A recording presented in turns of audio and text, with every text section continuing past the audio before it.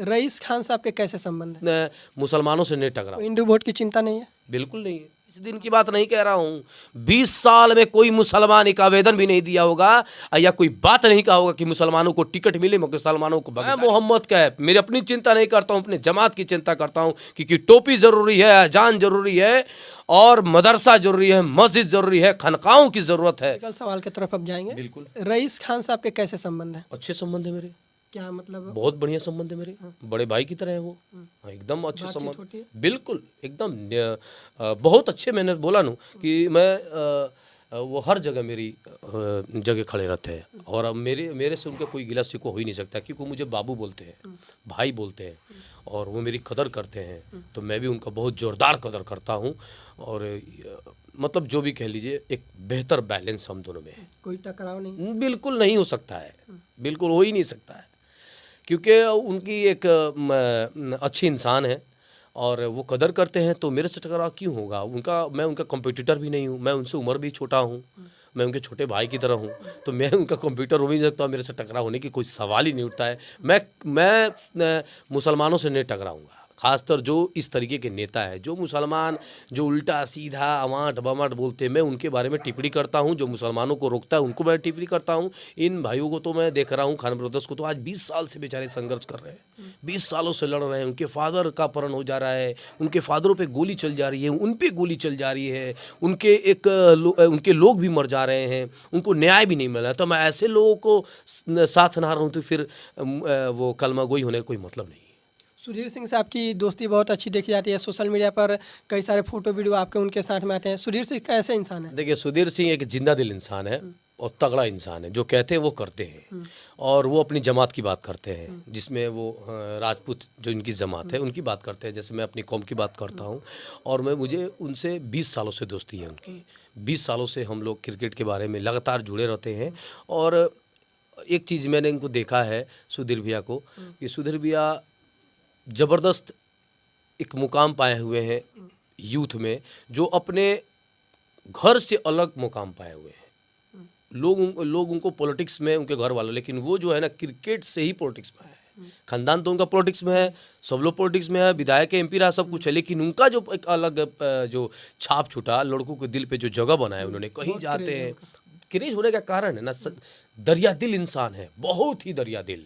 आप जाके कहिएगा भैया कुछ ये काम करना है, वो बिना सोचे कुछ किए आपको फ़ोन करा के किसी से बात करा देंगे, पैसे की मदद हो तो पैसे से मदद कर देंगे। तो ऐसे लोगों से अगर आप मोहब्बत ना करें, ऐसे लोगों को आप रिगार्ड ना करें, ऐसे लोगों को इज्जत ना दे, तो फिर आप कहाँ हैं? तो इनसे लोगों को तो पॉलिटिक्स में आए नहीं, ऐसे लोगों को विधायक बनने की ज़रूरत है कि युवाओं भी चमकेंगे और बड़े बुजुर्गान भी चमकेंगे। चुनाव लड़ेंगे मोहम्मद कैफ इस बार? चुनाव लड़ने के तो पूरे मूड में हैं हम, पूरे तगड़े तैयारी भी हम कर रहे हैं, लेकिन पार्टी सर्वे सर्वा है। माननीय प्रतिपक्ष नेता तेजस्वी यादव जी से जो उनका फरमान होगा, जो उनका डिसीजन होगा, उस पर आगे का फ्यूचर देखा जाएगा। लेकिन अगर सिवान की जनता बोले कि हाँ आपको लड़ना है, क्योंकि पप्पू यादव को भी पार्टी टिकट नहीं दिया तो निर्दलीय लड़े थे, तो क्या निर्दलीय सामने आएंगे आप? निर्दलीय में 2020 में आया था और इसलिए आया था कि मजबूर नहीं मजबूत बने और अपने लोगों को चुने और अपने लोगों को टिकट दिलाने की बात कर रहा था। तो मेरी पहली प्राथमिकता यही है कि मुसलमानों को टिकट मिले। मैं लड़ूं या ना लड़ूं ये जरूर नहीं है। हमारी कौम में 20-25 सालों में एक विधायक, एक एमपी, एक एमएलसी नहीं है। इतना बड़ा भागीदारी होने के बाद कोई एमपी इलेक्शन में हिस्सेदारी नहीं है। तो हमारी चुनाव, मुझे तो शुरू से मेहनत कर रहा हूँ और 2020 से लोगों को आवाज़ दे दिया कि भाई आप कहाँ हैं, आप मजबूर नहीं मजबूत बनिए। अगर आप इस वक्त अपने स्टैंड पे नहीं रहिएगा तो आप कहीं के नहीं रहिएगा। और इसी स्टैंड पे रहते हुए मैं अपना काम कर रहा हूँ। पार्टी लड़वाएगी तो बिल्कुल लड़ूंगा, जनता लड़वाएगी। अगर जनता पूरी तरीके से अगर बोलती है कि मोहम्मद कैफ ज़रूरी है, लेकिन मैं कहता हूँ कि मोहम्मद कैफ से ज़रूरी मोहम्मद कैफ का जमात है, क्योंकि जमात सुरक्षित है तो मोहम्मद कैफ सुरक्षित है, जमात सुरक्षित नहीं है तो मोहम्मद कैफ भी सुरक्षित नहीं है। तो मेरी जनता जो कहेगी वो उसका डिसीजन लिया जाएगा। फिलहाल मैं जो पार्टी सर्वे सर्वा करेगी वैसी पे मैं अमल करूँगा। अभी कुछ दिन पहले आपने तेजस्वी यादव को एक आवेदन दिया था जी, जिसमें मुसलमानों की बात की गई थी, मस्जिदों को तोड़ने को लेकर आपका वो आवेदन था। तो क्या चीज़ को लेकर आवेदन था और क्या कुछ आश्वासन मिला आपको तेजस्वी देखिए, यादव से? वहाँ मैं जब गया नेता प्रतिपक्ष से, तो मैंने देखा कि वहाँ पे मुझे मुलाकात हुआ, तो जो संभल में घटना हो रही है, मस्जिदों के नीचे जो बार बार मंदिर की बातें कही जा रही है, अजमेर दरगाह की बात की जा रही है, मैं उन्हीं चीज़ों को लेकर मैंने आवेदन दिया कि सदन से लेकर सड़क तक इन चीज़ों को आवाज़ को बुलंदी दिया जाए और देश को तोड़ने वालों को रोका जाए। यही आवेदन था मेरा। तो आश्वासन मिला, और आश्वासन मिला तो सारे नेताओं ने अपने अपनी जगह से अपने अपने तरीके से बात को रखा है।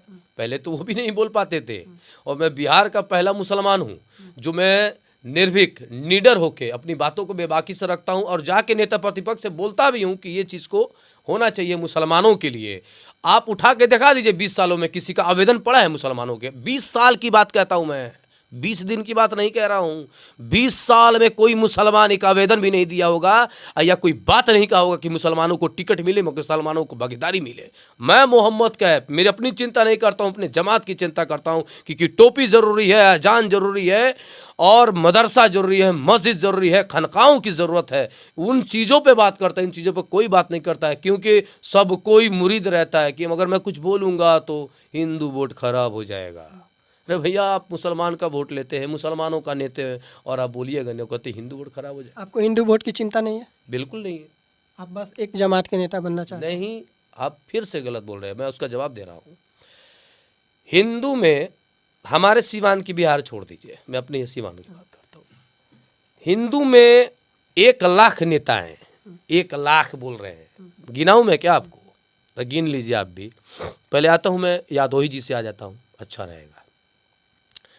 औद बिहारी चचा, हरिशंकर यादव, अमरनाथ यादव, रामायण चौधरी, गब्बर यादव, ये किस जात से है? तो ये तो सारे, ये तो ऐसा नहीं बोलते ना कि हमको मुसलमान का वोट नहीं चाहिए। सुन तो लीजिए भाई मेरे, मैं अपना बात कि मैं पूछा किस जात से है? यादवों से है। मनोज सिंह, धनंजय सिंह, कविता सिंह वगैरह वगैरह वगैरह, अमरजीत कुशवाहा, रमेश कुशवाहा और उनकी पत्नी विजय लक्ष्मी कुशवाहा, एक एमपी हैं, एक विधायक है और एक पूर्व विधायक है। औद बिहारी चा विधानसभा के स्पीकर रहे हैं, 5 बार के विधायक हैं।